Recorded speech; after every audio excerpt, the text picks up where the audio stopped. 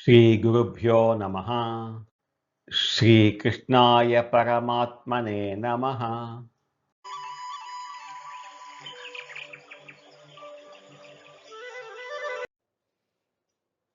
భగవద్గీత శ్రద్ధాత్రయ విభాగ యోగంలో ఈరోజు మనం 20, 21 శ్లోకాలను తెలుసుకుందాం. ఇంతవరకు మనం మనిషి చేసే ఆహారము, యజ్ఞము అంటే పూజ, తపస్సుల గురించి తెలుసుకున్నాం కదా. ఇప్పుడు 4వది చివరిది అయిన దానం గురించి స్వామి వివరిస్తున్నారు. మనం చేసే దానం దేవునికి చేరాలంటే అది ఎలా ఉండాలో ఈ 20వ శ్లోకంలో వివరిస్తున్నారు. ఈ 20వ శ్లోకంలో అత్యుత్తమమైన సాత్విక దానం గురించి చెప్తున్నారు. 20వ శ్లోకం. దాతవ్యమితి యద్దానం దీయతేనుపకారిణే దేశే కాలే చ పాత్రే చ తద్దానం సాత్వికం స్మృతం.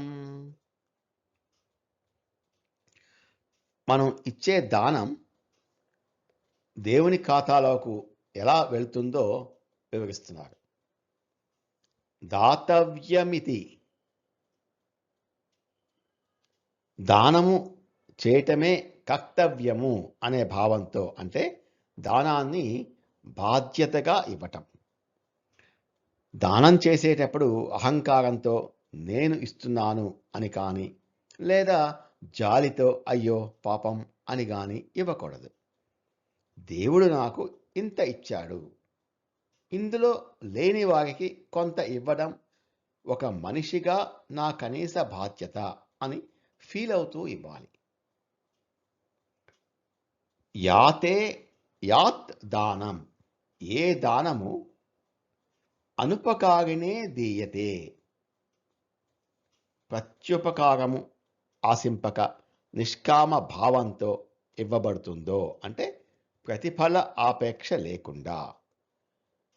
మనం ఎవరికైనా దానం చేసేటప్పుడు వాళ్ళు తిరిగి మనకు కృతజ్ఞత అంటే థ్యాంక్ యూ చెబుతారనో, లేదా భవిష్యత్తులో మనకు ఏదైనా సాయం చేస్తారనో, కనీసం మనకు పుణ్యం వస్తుందనో ఆశించి చేయకూడదు. తిరిగి మనకు ఎలాంటి ఉపకారం చేయలేని దీనులకు మాత్రమే చేయాలి. దేశే కాలే, సరైన ప్రదేశము మరియు సమయము. దానం ఎక్కడ పడితే అక్కడ, ఎప్పుడు పడితే అప్పుడు చేయకూడదు. ఉదాహరణకు ఒక పవిత్రమైన పుణ్యక్షేత్రంలో అంటే దేశే, లేదా గ్రహణ సమయాల్లో, పండుగ రోజుల్లో, లేదా కరువు, భూకంపాలు లాంటి ఆపదలు వచ్చిన సమయంలో కాలే చేసే దానానికి విశేషమైన ఫలితం ఉంటుంది. అప్పుడు అది నిజమైన అవసరానికి అక్కరకు వస్తుంది. పాత్రేచ, పాత్రులైన వారికి అంటే అర్హత ఉన్న వ్యక్తికి, రైట్ పర్సన్. ఇది అన్నిటికంటే ముఖ్యమైనది. దానం సత్ప్రాప్తుడికి అంటే మంచివాడికి మాత్రమే చేయాలి. మనం ఇచ్చిన డబ్బును వాడుకొని చదువుకునే విద్యార్థికి, లేక ఆకలితో ఉన్న పేదవాడికి దానం చేయాలి. అలా కాకుండా మనం ఇచ్చిన డబ్బుతో మందు తాగేవాడికో, లేదా చెడు పనులు చేసేవాడికో దానం చేస్తే ఆ పాపంలో మనకు కూడా వాటా వస్తుంది. తత్ దానం సాత్వికం స్మృతం, ఆ దానాన్ని సాత్వికమని భావింపబడును. దీన్ని ఒక అనామయక దాత అంటే అనానిమస్ డోనార్ చేసే సాయంతో పోల్చుకోవచ్చు. నిజమైన సాత్విక దానం చేసే వ్యక్తి ఒక పేద విద్యార్థికి హాస్టల్ ఫీజు కడతాడు, లేదా ఆసుపత్రిలో ప్రాణాపాయంలో ఉన్న ఒక పేదవాడికి మెడికల్ బిల్లు కడతాడు. అంటే సరైన సమయము, సరైన వ్యక్తి. కానీ ఆ బిల్లు మీద తన పేరు రాసుకోడు, ఎవరికీ తెలియనివ్వడు. కనీసం ఆ పేదవాడి దగ్గర నుండి ఒక థ్యాంక్ యూ కూడా ఆశించడు. కుడి చేత్తో చేసిన దానము ఎడమ చేతికి కూడా తెలియకూడదు అంటారు కదా.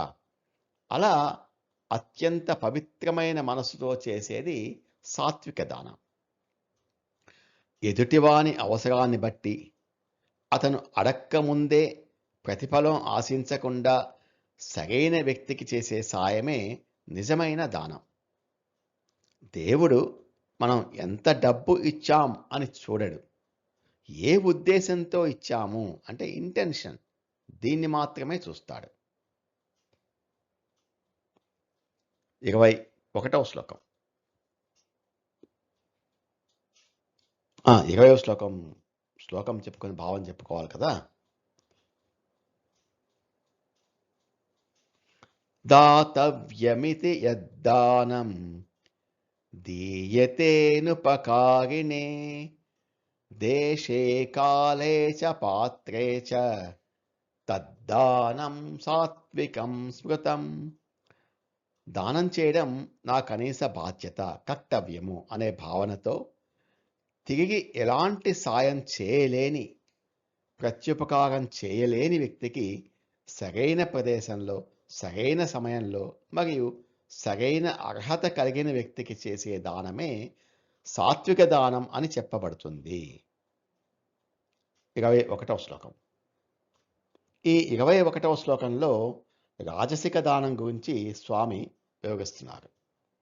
దానం చేసినా కూడా ఎలాంటి పుణ్యం రాకుండా అది కేవలం ఒక వ్యాపారంలాగా ఎలా మారిపోతుందో ఈ శ్లోకం వివరిస్తోంది. 21వ శ్లోకం. యత్ ప్రత్యుపకారార్థం ఫలముద్దిశ్య వా పునః దీయతే చ పరిక్లిష్టం తద్దానం రాజసంస్కృతం. రాజసిక గుణం ఉన్నవారు దానం చేసేటప్పుడు వాళ్ళ మైండ్ సెట్ ఎలా ఉంటుందో వివరిస్తున్నారు. యత్ తు, ఏ దానమైతే ప్రత్యుపకారార్థం, ప్రత్యుపకారం పొందుటకు అంటే రిటర్న్ గిఫ్ట్ ఆశించడం. వీళ్ళు ఎవరికైనా ఒక 100 రూపాయలు సాయం చేశారంటే భవిష్యత్తులో ఇతని అవసరం నాకు పడుతుంది, రేపు ఇతను నాకు 200 రూపాయల సాయం చేస్తాడు అనే లెక్కలతో చేస్తారు. ఇక్కడ వీరు దానం చేయడం లేదు, దానం పేరుతో పెట్టుబడి, ఇన్వెస్ట్మెంట్ పెడుతున్నారు. ఫలముద్దిశ్య వా పునః, ఫలములను ఆశించి అయినను కానీ, అంటే కోరికలతో లేక పబ్లిసిటీ కోసం. కొందరు పేదలకు దానం చేస్తారు, కానీ వాళ్ళ ఉద్దేశ్యము పేదవాడి ఆకలి తీర్చడం కాదు. పేపర్లో తన ఫోటో పడాలనో, 10 మంది తనను పొగడాలనో, లేదా దేవుడు తనకు స్వర్గంలో సీటు ఇస్తాడనో ఏదో ఒక పెద్ద కోరికను, ఫలాన్ని మనసులో పెట్టుకొని ఎంతో ఆర్భాటంగా ఈ దానం చేస్తారు. నాకు ఇంత పుణ్యం వస్తుంది అని ఆశించి దానం చేస్తారు. పరిక్లిష్టంచ దీయతే, మనక్లేశంతో ఇవ్వడం అంటే బాధపడుతూ ఏడుస్తూ ఇవ్వడం. ఇది చాలా ముఖ్యమైన పాయింట్. కొందరు ఏదైనా ఒక గుడికో సంస్థకో 10,000 రూపాయల దానం రాసిస్తాడు, కానీ ఇచ్చిన దగ్గర నుండి అయ్యో నా 10,000 పోయాయే, అనవసరంగా ఇచ్చానేమో, ఆ డబ్బుతో నా కోసం ఏదైనా కొనుక్కుంటే బాగుండేది అని మనసులో ఎంతో మదనపడుతూ బాధపడుతూ అంటే పరిక్లిష్టం ఇస్తాడు. తత్ దానం రాజసం స్మృతం, ఆ దానాన్ని రాజసమని అంటారు. మన సమాజంలో ఇప్పుడు జరిగేటటువంటి చదివింపుల వ్యవహారంతో పోల్చవచ్చు. మనం ఎవరికైనా పెళ్ళికి వెళ్ళినప్పుడు కవర్లో డబ్బులు పెట్టి ఇస్తాం, కానీ ఇచ్చే ముందు వాళ్ళు మన పెళ్ళికి ఎంత చదివించారు, 500, సరే మనం కూడా ఒక 500 చేద్దాం అని లెక్కలు వేసుకొని మరి ఇస్తాం.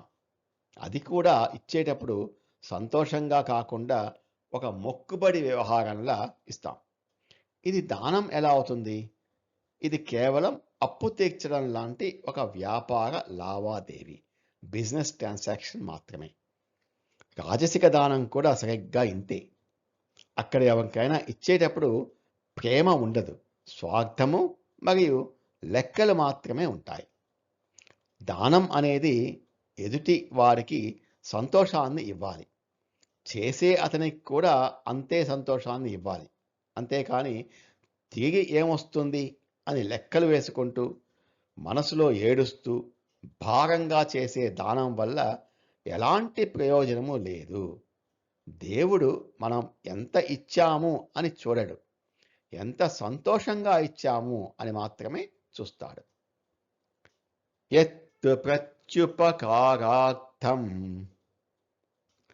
ఫలముద్దిశ్య వా పునః దీయతే చ పరిక్లిష్టం తద్దానం రాజసంస్మృతం. కానీ తిరిగి ప్రత్యుపకారం అంటే సాయం ఆశించి కానీ లేదా ఏదైనా ఫలాన్ని అంటే పుణ్యాన్ని కానీ పేరును కానీ ఆశించి కానీ మరియు ఇష్టం లేకుండా ఎంతో బాధపడుతూ ఏడుస్తూ చేసే దానాన్ని రాజసిక దానము అని అంటున్నారు శ్రీకృష్ణ పరమాత్మ.